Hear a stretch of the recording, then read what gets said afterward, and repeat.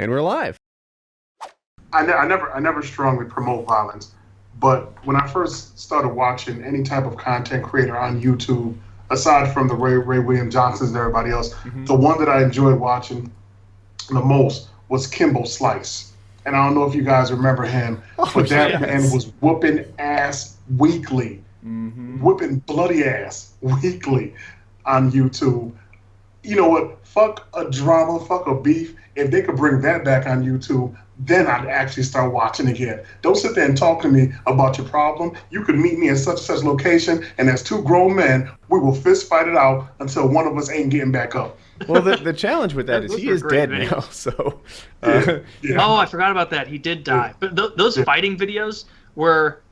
It was fun to watch the whole transformation of his entire video, because a lot of the time it was clear that Kimbo's crew had spoken to the crew of, Billy Bouncer across town, and they organized it, and Kimbo and Billy hadn't spoken before, and then you see, Kimbo walk through the fucking broken wooden fence into the shipyard, and then the other guy walks around the corner, and you see Kimbo, and you're like, God damn, that doesn't look like a street brawler. That guy's shredded. You can tell that there is some, bull testosterone coursing through his veins. And then Billy Badass comes around the corner, and he's just a big, doughy guy who has the benefit of the doubt at the bar that he, works security at, because he's 6'7", but just full of flab, and just gets annihilated. And nobody stops it until it's far too late. Dude, far too late.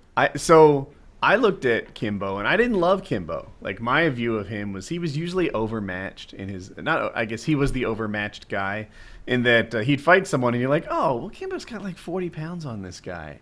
And he has some decent boxing, and, I don't know, just kind of badass. So then this cop is like, Kimbo's a punk. I'll fuck him up. And the cop's name was Sean Gannon. And all Kimbo and Kimbo's people are like, what? And the cop was his weight. They were roughly in the same size.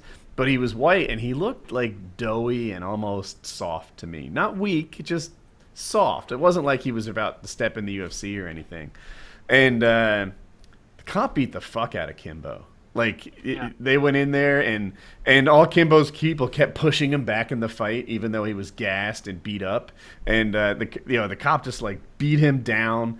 And then they give him a 35 count or something, and then he gets up again. They beat him down again, and Kimbo just lost. He eventually had a fixed MMA career, more or less. And the beginning of that video where he fights the cop, I don't think there's one person in the world who watches that and is like, this cop is going to beat his ass, because he does look doughy. But then maybe 5 seconds into the fight, I remember watching it, you realize that doughy exterior, he's got that farm strength that you hear about, where he's probably been throwing bales of hay into big machinery, and he just quickly takes control. That was neat to watch, but I also didn't like it as much, because well, god damn it, now this illusion of this invincible street warrior has been shattered. I kind of wanted to see him win so that I could continue to believe this dude is actually this guy. Invincible street Kimbo, warrior. He eventually fought, I forget what the name of the MMA organization was. He did fight some in the UFC, but he just got beat up all the time. But he fought in another organization where he was their champion, right? And the whole thing was, Kimbo was the ratings draw. He was everything for these guys. And the opponents he fought weren't allowed to do stuff. Kimbo had no ground game, right? He couldn't defend takedowns. If you got him on the ground, he didn't know what to do. So they would just say, all right, here's some extra money in the back room. Don't take down Kimbo. And people are like, what? Don't you take down Kimbo, you're out of this. You'll never work again. And imagine, the Dana used to make this argument. Imagine going against the Patriots and say they're bad against the run. All right, so you give the Dolphins some money and you say only pass. You're gonna have to play this game passing only. You can't run forward with the ball. It's fucking illegal. There were. There's Vegas betting on these things, and they would tell the fighters they weren't allowed to fight in certain ways, and that's how Kimbo stayed for a while. Then eventually, some guy on the undercard, Seth Petrelli, something like that, Kimbo's opponent got hurt or sick or pulled out, so they grabbed this guy who wasn't even going to be on TV and pull him in the event with Kimbo, and he knocked him out. And was that the guy with the seconds. green hair, rainbow hair or something? Yeah. Yeah, I I remember that. remember I that. watched that live. That was awful. He was a real fighter. we- He was on the Ultimate Fighter, if you see. We all thought that Kimbo was going to win. I remember watching that and thinking like, oh, this is the guy. Now is his moment. We were going to see it. And that kid comes out, just knocks him the fuck out. And everybody was just like, huh.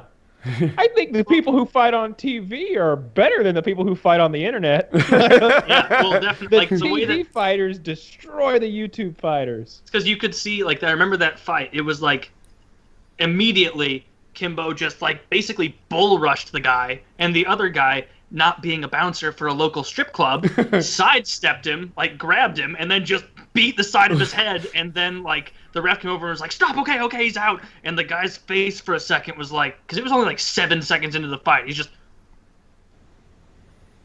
like just lifted his arms up, so surprised, like, "Yeah, I did it! Wow! Like 15 minutes ago, I didn't know I was fighting, and I just won." And he had that really awful, like pink or green hair, which you just know Kimbo is looking up in a daze at that hair, like, this is how my career ends. Beaten up by some guy who's got Pantene Pro V and a bunch of color in his hair.